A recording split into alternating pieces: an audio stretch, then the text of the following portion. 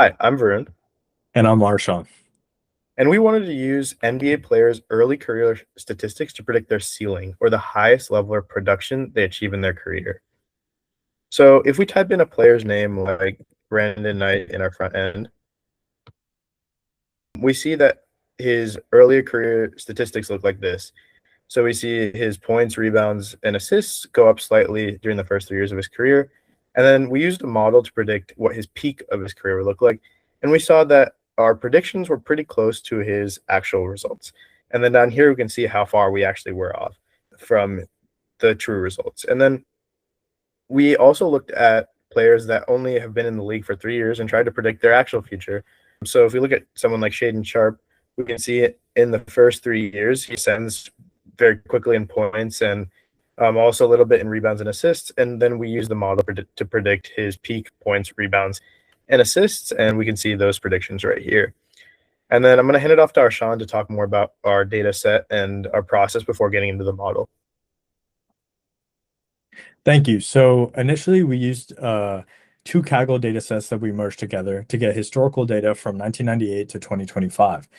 And then after that, we cleaned the model. So we took out data where maybe, let's say, they haven't played for 3 years, or it just doesn't fit our specific requirements for the model and creating unnecessary noise.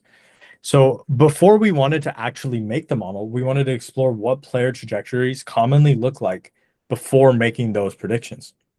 So based off these graphs, you can see points seems to spike as a player goes from year 2 to year 3, while assists and rebounds stay relatively stable. Two common themes based off these graphs are players peaking around year 7 or year 8, and a funnel shape indicating a variance at the end of the career for each statistical category. After that, we looked to create a correlation heat map to find which features are most predictive using the early career features are most predictive of the late career outcomes. And then we use that to select the features, and we asked Zerve to create quite a few models, and we compared the error of those models to choose the best ones. And we found that for points, a ridge model was the best, whereas for rebounds and assists, a random forest model was better. And then we used the results of those models to inform our final player peak dashboard. We thank you for your time.